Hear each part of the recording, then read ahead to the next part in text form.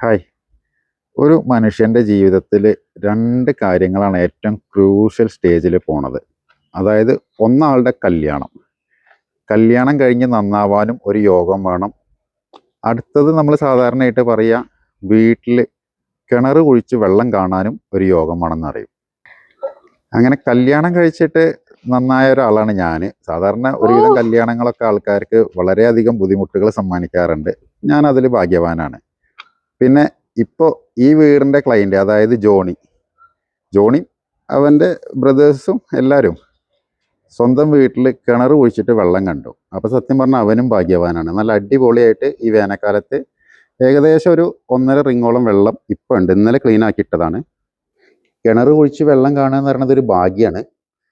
കാരണം ഒരുപാട് ആൾക്കാർ കിണർ കുഴിച്ചിട്ട് വെള്ളം കിട്ടാണ്ടായിട്ടും പല ഇതിലും ബുദ്ധിമുട്ടിക്കൊണ്ടിരിക്കുന്നുണ്ട്. അപ്പോൾ എൻ്റെ കണക്കിൽ കല്യാണം കഴിച്ചിട്ട് ഞാൻ ഭാഗ്യവാനാണ്. ഇപ്പം കിണർ കഴിച്ച് വെള്ളം കിട്ടിയ സ്ഥിതിക്ക് ജോണി ഭാഗ്യവാനാണ്. ഹായ്. നേരത്തെ ഞാനൊരു ഇൻട്രോ പറഞ്ഞതേ, നമുക്ക് ഈ സ്ക്രിപ്റ്റും കാര്യങ്ങളൊന്നും ഇല്ലാത്തതുകൊണ്ട് സൈറ്റിൽ വന്നപ്പോൾ എന്താണോ തോന്നിയത് അത് പറഞ്ഞു തന്നല്ലോ കേട്ടോ. അപ്പോൾ അത് അമ്മുവിനോട് പറയാൻ പറ്റില്ലല്ലോ വെച്ചിട്ടാണ് ഞാൻ തന്നെ ആദ്യം എടുത്തത്. ഒരുപാട് നമുക്ക് കമൻറ്റ് വരാറുണ്ട്, അങ്ങനെ വല്ലാണ്ട് അവളെ പറ്റി പുകഴ്ത്തരുത് എന്നൊക്കെ പറഞ്ഞിട്ട്. നമുക്കങ്ങനെ പേടിയില്ലാത്തതുകൊണ്ടാട്ടോ ഉള്ള കാര്യം പറയണത്. ഇത്രയും കാലം കംപ്ലൈൻറ്റ് എന്തെന്ന് വെച്ചിട്ടുണ്ടെങ്കിൽ ഞാനൊന്നും പുകഴ്ത്തണില്ല എന്നായിരുന്നു. മൂത്ത് നോക്കി പുകഴ്ത്ത ഇത്തിരി ബുദ്ധിമുട്ടാണ്. ഇപ്പോൾ ഓളെ മുഖത്ത് തന്നെ നോക്കണത്, കാരണം ഇപ്പോൾ ഓളാണ് ക്യാമറാമാൻ, വേറെ നിവൃത്തി ഇല്ലാത്തതുകൊണ്ടാണ്. ഇപ്പം എന്തൊക്കെ പറഞ്ഞു കഴിഞ്ഞാലും നമ്മളെ ജോണിയുടെ സൈറ്റ്, അതായത് കോട്ടയം മോനപ്പള്ളിയിലുള്ള നമ്മളെ 3150 സ്ക്വയർ ഫീറ്റ് വരുന്ന വീടാണ്. ഈ പോർച്ചടക്കം ആ സൈറ്റിൻ്റെ ചുമരിൻ്റെ എല്ലാ വർക്കുകളും തീർന്നിരിക്കുകയാണ്. നിങ്ങൾ ഈ കാണുന്ന ഈ ഫ്രണ്ടിലെ പില്ലേഴ്സ് ഉണ്ടല്ലോ, ഏകദേശം 12 പില്ലർ വരുന്നുണ്ട്. ഈ 12 പില്ലേഴ്സ് ആവശ്യമുണ്ടോ ചോദിച്ചു കഴിഞ്ഞാൽ ഞാൻ മുന്നേ പറഞ്ഞിട്ടുണ്ട്, ആവശ്യമില്ല. പക്ഷെ നമ്മളെ ഈ വീടിൻ്റെ എലിവേഷൻ അങ്ങനെ ആയതുകൊണ്ടാണ് ഇവിടെ 12 പില്ലർ വന്നത്. 10 പില്ലറാണ് ഉണ്ടായിരുന്നത്. അപ്പോൾ നമ്മളത് 2 അഡീഷണൽ വെച്ചത് എവിടെ വെച്ചിട്ടുണ്ടെങ്കിൽ, ഇവ തന്ന എലിവേഷനിൽ ഇവിടെ ഒരു പില്ലറേ ഉണ്ടായിരുന്നുള്ളൂ. അതേപോലെ തന്നെ ലാസ്റ്റ് ആ പോർച്ചിൻ്റെ അവിടെ ഒരു പില്ലറേ ഉണ്ടായിരുന്നുള്ളൂ. അപ്പോൾ നമ്മൾ അതും കൂടി സെയിം ഒരു കണ്ടിന്യൂറ്റി കിട്ടാനായിട്ട്, അത് കാണുമ്പോൾ ഒരു ഇത് തോന്നാനായിട്ട് നമ്മൾ 2 സൈഡിൽ ഓരോ അഡീഷണൽ ഓരോ പില്ലേഴ്സും കൂടെ കൊടുത്തു. കാരണം ഈ ഒരു പോർച്ച് ഇവിടെയൊക്കെ ഇത്രയും പില്ലേഴ്സ് വന്നിട്ട് അവിടെ മാത്രം ഒരു സിംഗിൾ പില്ലർ നിൽക്കുമ്പോൾ എലിവേഷൻ നോക്കുമ്പോൾ തന്നെ നിങ്ങൾക്കറിയാം, അത് കാണാനൊരു അഭംഗി പോലെ എനിക്ക് തോന്നി. അതുകൊണ്ട് നമ്മൾ അവിടെ ഒരു പില്ലർ കൊടുത്തു, അതേപോലെ തന്നെ അവിടെ ഒരു പില്ലേഴ്സ് കൊടുത്തു. അപ്പോൾ ഇനിയിപ്പോൾ ഈ പില്ലർ കാണുമ്പോൾ നമ്മൾ കോൺക്രീറ്റ് വീടിനെ കുറിച്ചിട്ട് ആർക്കും സംശയം ഉണ്ടായിരിക്കില്ല. കാരണം നമ്മളെ നാട്ടിൽ സാധാരണ ആൾക്കാർ എല്ലാ ബിൽഡിങ്ങുകളും അതേപോലെ വീടുകളൊക്കെ വലിയ വീടുകളൊക്കെ ചെയ്യണത് ഇതുപോലത്തെ പില്ലേഴ്സിൻ്റെ മുകളിലാണ്. അതായത് പില്ലേഴ്സിൽ ചെയ്ത് ഒന്നില്ലെങ്കിൽ ബ്രിക്സ് വെച്ചിട്ട് ബ്ലോക്ക് ചെയ്ത് കവർ ചെയ്യും, അല്ലാന്നുണ്ടെന്നുണ്ടെങ്കിൽ കട്ട വെച്ച് കെട്ടും. വലിയ വീടുകൾക്കാട്ടോ പറയണത്. ഇതേപോലെ ഒരു 3000 സ്ക്വയർ ഫീറ്റ് ഒക്കെ ഉള്ള വീടുകളാണ് അങ്ങനെ ചെയ്യുക. 1000-1500 സ്ക്വയർ ഫീറ്റ് ഉള്ള ചെറിയ വീടുകളൊക്കെ സാധാരണ കട്ടറ മുകളിൽ തന്നെയാണ് ചെയ്യാറ്. അപ്പോൾ ഇങ്ങനെ പില്ലർ വെച്ച് വീടുകൾ പണിയുമ്പോൾ ഒരാൾക്കും ഒരു സംശയം തോന്നാറില്ല. നമ്മളെ കോൺക്രീറ്റിൻ്റെ വർക്ക് എന്ന് പറയുന്ന സമയത്ത് ചില ആൾക്കാർക്ക്, അതായത് ഭിത്തിയുടെ തിക്നെസ്സിൻ്റെ കാര്യമാണ് ഞാൻ പറയുന്നത്. ഇപ്പോൾ നമ്മളത് 4 ഇഞ്ച് ഉണ്ട്, ഇപ്പോൾ 5 ഇഞ്ചിൽ ചെയ്യുന്നുണ്ട്. പിന്നെ വീടിനനുസരിച്ചിട്ട് നമ്മൾ ചുമരിൻ്റെ തിക്നെസ് ഒക്കെ മാറ്റും എന്നുള്ളത് നമ്മൾ പറയാറുണ്ട്. പക്ഷേ ആദ്യം തന്നെ നമുക്ക് ഇത്ര ഇഞ്ചിലാണ് നമ്മൾ ചുമര് ചെയ്യണമെന്ന് ഒരാളോടും പറഞ്ഞുതരാൻ പറ്റില്ല. കാരണം നമ്മൾ ആ വീടിൻ്റെ പ്ലാൻ ഇതൊന്നും കാണാണ്ട്. കാരണം അങ്ങനെ പറയുകയാണെന്നുണ്ടെന്നുണ്ടെങ്കിൽ ഇപ്പോൾ ഇതേ രീതിയിൽ 8 ഇഞ്ചിൽ നമുക്ക് വീടുകൾ ചെയ്യാൻ പറ്റും. പക്ഷെ ചെയ്യണ സമയത്ത് അതിന് ഹ്യൂജ് എക്സ്പെൻസ് ആയിരിക്കും. അപ്പോൾ അത് നമുക്കിങ്ങനെ പബ്ലിക്കായിട്ട് റിവീൽ ചെയ്തിട്ട് എൻ്റെ വീടിന് ഇത്ര രൂപയാണെന്ന് പറയുമ്പോൾ കേൾക്കുന്ന ആൾക്കാർ തന്നെ ഞെട്ടും. പിന്നെ അതിൻ്റെ ആവശ്യമില്ല. പക്ഷേ റിക്വയർമെൻ്റ് ഉള്ള സ്ഥലത്ത് നമ്മളത് കറക്റ്റായിട്ട് കൊടുക്കും വേണം. അപ്പോൾ ഇതാണ് ഇതിൻ്റെ എൻട്രൻസ് വരുന്നത്. ഇതൊരു ഫുള്ളി, അതായത് ഈ വീടിൻ്റെ മൊത്തം നീളത്തിൽ നല്ലൊരു വരാന്ത വരുന്നുണ്ട്. ആ സൈഡിൽ കാണുന്നത് പോർച്ചാണ്. ഇത്രയും നമ്മൾ ഫ്രണ്ടിൽ വരുന്നുണ്ട്. ഇതിൻ്റെ എലിവേഷൻ ഞാൻ ഓൾറെഡി ഇതിൻ്റെ വീഡിയോൻ്റെ കൂടെ ഇട്ട് അതിൻ്റെ മുന്നിൽ ഇട്ടിട്ടുണ്ട്. അപ്പോൾ നമുക്ക് ഏകദേശം മനസ്സിലാവും. ഇതാണ് പോർച്ച് വരുന്നത്. വീട്ടിലേക്ക് കയറി വരുമ്പോൾ തന്നെ ഇതാണ് നമ്മളെ ലീവിങ് വരുന്നത്. അതേപോലെ തന്നെ നമ്മളെ മെയിൻ ഡോറ് വരുന്നത് 1.20, അതായത് 1 മീറ്റർ 20. ഇതിൻ്റെ ഹൈറ്റ് വരുന്നത് 2.30. അപ്പോൾ ഇത് റെഡിമെയ്ഡ് ഡോറാണ് വരുന്നത്, നമ്മളെ സ്റ്റീലിൻ്റെ റെഡിമെയ്ഡ് ഡോറാണ് വരുന്നത്. അപ്പോൾ ഈ ഒരു ചുമര് നമ്മൾ 8 ഇഞ്ചിൽ കോൺക്രീറ്റ് ചെയ്തിരിക്കുന്നത് ഈ ഒരു റെഡിമെയ്ഡ് ഡോറിനെ മാച്ച് ചെയ്യാൻ വേണ്ടിയിട്ടാണ്. സത്യം പറഞ്ഞാൽ ഇവിടെ ഇത്രയും വലിയൊരു ചുമരിൻ്റെ ആവശ്യമില്ല. കാരണം നിങ്ങൾ കണ്ടില്ലേ, ഈ 12 പില്ലേഴ്സും പിന്നെ ഇവിടെ ഒരു ചുമരും ഇവിടെ ഒരു ചുമരുണ്ട്. ഇത്രയും ഈ സ്ലാബ് ഇതിൻ്റെ മുകളിലായിരിക്കണം. അതായത് ഇവിടുന്ന് അങ്ങനെ ഏകദേശം വരാന്ത എന്ന് പറയുന്നത് ഒരു 1.5 മീറ്ററേ ഉള്ളൂ. പക്ഷേ ഇത് റിക്വയർമെൻറ്റ് ഉണ്ടായിട്ടല്ല ചെയ്യണത്. ഇത് ചെയ്യണത് എന്തിനാ വെച്ചിട്ടുണ്ടെന്നുണ്ടെങ്കിൽ ഇവിടെ നമ്മൾ ഒരു 9 ഇഞ്ചിൻ്റെ ഡോർ ഫ്രെയിമാണ് ഇവർ വെക്കണത്. അപ്പോൾ ആ 9 ഇഞ്ചിൻ്റെ ഡോർ ഫ്രെയിമിന് മാച്ച് ആവാൻ വേണ്ടിയിട്ടാണ് നമ്മൾ ഈ ഒരു ചുമര് 8 ഇഞ്ചിൽ ചെയ്തിരിക്കുന്നത്.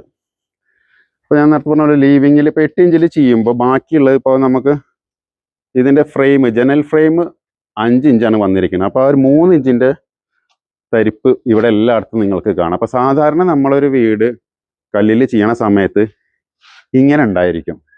പക്ഷേ നമ്മളത് 4 ഇഞ്ചോ 5 ഇഞ്ചോ ചുമരിലാക്കി ചെയ്യുകയാണെന്നുണ്ടെങ്കിൽ ഒരിക്കലും ഇങ്ങനെ വരില്ല. കാരണം 4 ഇഞ്ചിൻ്റെ ചുമര ചെയ്യുന്നിട്ടുണ്ടെങ്കിൽ ഞങ്ങൾ 4 ഇഞ്ചിൻ്റെ വിൻഡോ ഫ്രെയിമാണ് വെക്കുക. അതല്ലെങ്കിൽ 5 ഇഞ്ചിൻ്റെ ചുമര് ചെയ്യുമ്പോൾ 5 ഇഞ്ച് തിക്നെസ് ഉള്ള വിൻഡോ ഫ്രെയിമാണ് വെക്കുക. അപ്പോൾ ഇങ്ങനത്തെ ഒരു പോർഷൻ ഉണ്ടായിരിക്കില്ല, അത് ഫ്ലഷ് ആയിട്ടാവും. ഈ ഇങ്ങനത്തെ പോർഷൻ എന്ന് പറയുമ്പോൾ ഇത്രയും വലിയ വീട്ടിൽ മൊത്തം 8 ഇഞ്ചിൽ ചുമര് ചെയ്യണ സമയത്ത് ഇങ്ങനെ ഓരോ റൂമിലും ഓരോ ചുമരും ഇത്ര വിത്തിയിൽ കണ്ണം വരുന്ന സമയത്ത് നമുക്കത് സ്ക്വയർ ഫീറ്റിലും ഒരുപാട് കൂടുതലാവട്ടോ. കാരണം നമ്മൾ ഉപയോഗിക്കാത്ത സ്പേസാണ്. കാരണം ഇപ്പോൾ ഈ ഒരു 8 ഇഞ്ചിൻ്റെ ചുമരിൽ ഇത്രയും സ്പേസ് നമുക്ക് ചുമരായിട്ട് പോകുമ്പോൾ നമുക്കത് ആ ഒരു 4 ഇഞ്ചോളം നമുക്ക് നമ്മളെ സ്പേസാണ് കമ്മിയാവണത്. അപ്പോൾ 2 സൈഡും അങ്ങനെ 4 ഇഞ്ച് കമ്മിയാവുമ്പോൾ 8 ഇഞ്ചായി. അതേപോലെ വലിയൊരു ഏരിയ ആകുമ്പോൾ നമുക്കൊരു വീട് വയ്ക്കുമ്പോൾ കുറച്ച് സ്ക്വയർ ഫീറ്റ് കമ്മിയാവും. പിന്നെ ലീവിംഗ് നിന്ന് ഇതാണ് നമ്മളെ ഹാളിലേക്കുള്ള ഒരു എൻട്രൻസ് വരുന്നത്. ഈ ഹാളിൻ്റെ കാര്യം പ്രത്യേകം പറയേണ്ടതാണ്. കാരണം ഇപ്പോൾ ഈ ഒരു ഹാൾ എന്ന് പറയുന്നത്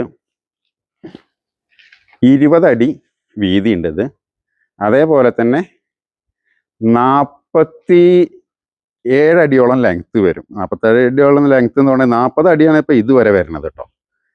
ഇപ്പം ഞാനീ നിൽക്കണ ഇതുവരെ 40 അടി വരും. പിന്നെ ഇവിടുന്ന് കോട്ടിയാടായിട്ട് ഒരു 7 അടിയോളം വരുന്നുണ്ട്. അപ്പോൾ ഇത് ഫുള്ളി ഓപ്പൺ ആണോ എന്ന് ചോദിച്ചു കഴിഞ്ഞാൽ ഇപ്പം നമ്മൾ മെയിൻ സ്ലാബ് ചെയ്യുമ്പോൾ ഈ കണ്ട ഫുൾ ഏരിയയും സിംഗിൾ, അതായത് ഒറ്റ ഇതിലാണ് ചെയ്യുക. ഇതെല്ലാം ഓപ്പൺ ആണ്.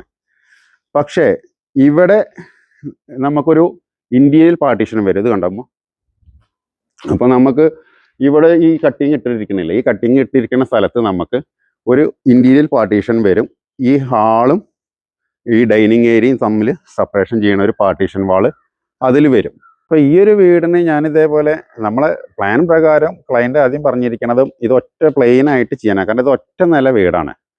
ഇപ്പോൾ നമ്മൾക്ക് ഇവിടെ ഒരു ഇന്റീരിയൽ പാർട്ടീഷൻ വരുന്ന സ്ഥിതിക്ക് ശരിക്ക് ഞാൻ അവർക്കൊരു അഭിപ്രായം പറഞ്ഞു കൊടുത്താണ്. ഇപ്പോൾ ഈ ലീവിങ് ഉണ്ടല്ലോ, അതായത് മെയിൻ ലീവിങ് നിന്ന് നോർമൽ ലീവിങ്ങിൽ നിന്ന് ഇങ്ങടെ എൻട്രൻസ് ആയി കഴിഞ്ഞിട്ടുണ്ടെന്നുണ്ടെങ്കിൽ ഈ ഒരു ഭാഗം, ഈ വീട് 12 അടിയാണ് ഹൈറ്റ് ഉള്ളത്.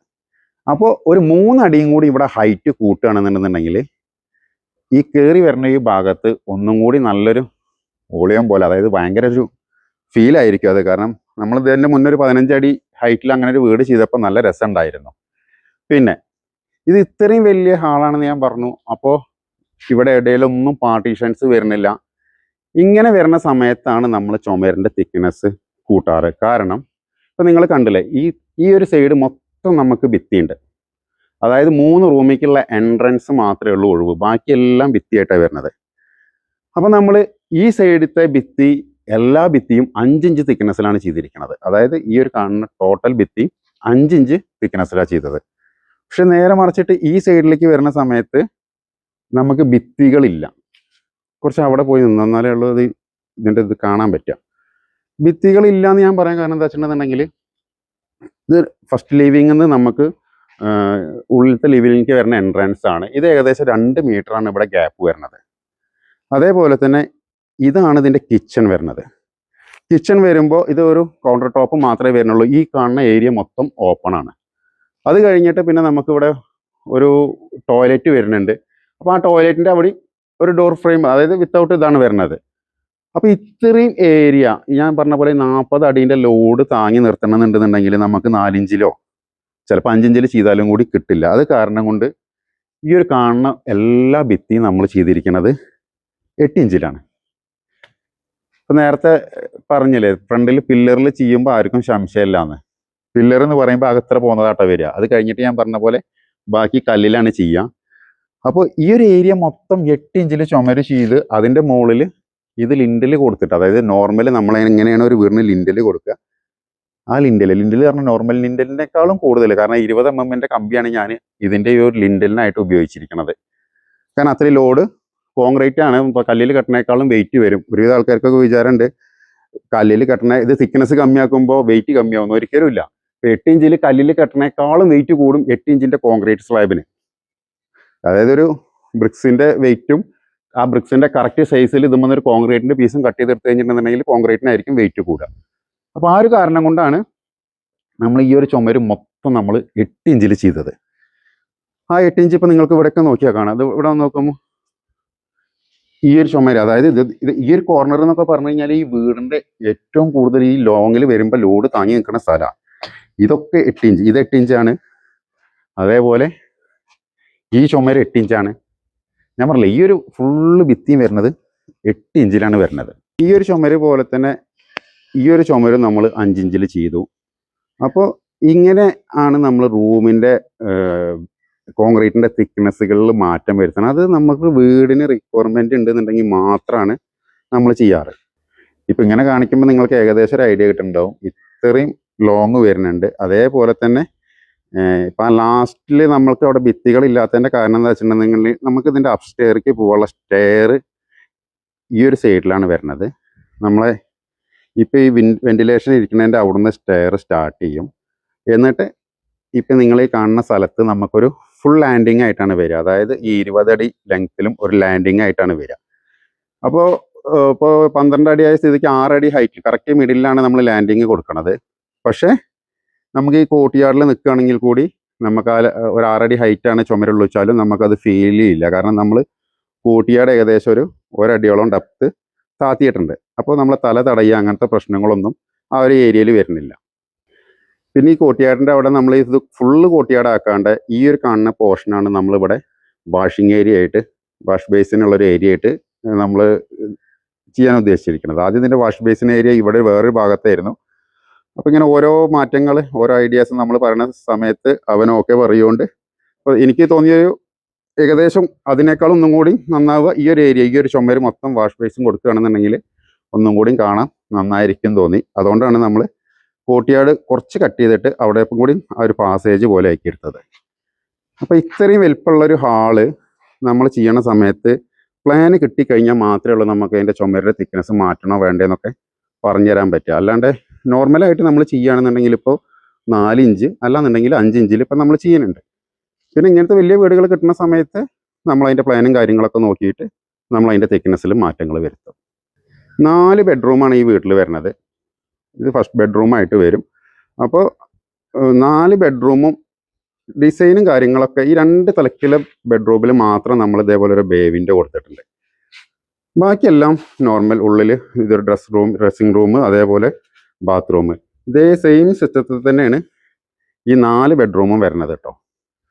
അപ്പോൾ ഇത് മിഡിലുള്ളതാവുകൊണ്ട് 1 സൈഡ് മാത്രമേ ജനലുണ്ടായിരിക്കുള്ളൂ, 2 സൈഡും ചുമര് വരണം. ബാക്കി എല്ലാതും സെയിം തന്നെ. ഇതേ കോർണറിൽ ഒരു ഡ്രസ്സിങ് വരും, ഇതൊരു ബാത്റൂം വരും. അപ്പോൾ സ്ഥലവും സൗകര്യമൊക്കെ ഉണ്ടെന്നുണ്ടെങ്കിൽ ഇപ്പോൾ എല്ലാ ആൾക്കാരും 2 നില ആക്കി ചെയ്യണതിന് പകരം ഒറ്റ നിലയാക്കി ചെയ്യണതാണ് നമുക്കും താല്പര്യം. വീട് കാണാനും ഒന്നും കൂടി നല്ല ഭംഗി ഉണ്ടായിരിക്കും ഒറ്റ നിലയിൽ ചെയ്യാൻ. പിന്നെ അത് മാത്രമല്ല, നമ്മൾ ഒരു നിലയാണെങ്കിൽ മാത്രമേ ഉള്ളൂ എല്ലാ സ്ഥലവും നമ്മൾ സ്ഥിരം ഒന്ന് നടന്ന് നോക്കുകയും ചെയ്യുക. കാരണം ചില വീടുകൾ നമ്മൾ 2 നിലയൊക്കെ പണിയും, പക്ഷേ മുകളിൽ അടിക്കാനും തുടയ്ക്കാനും കൂടിയും ചിലപ്പോൾ നമ്മൾക്ക് കയറി നോക്കാൻ പറ്റിയെന്ന് വരില്ല.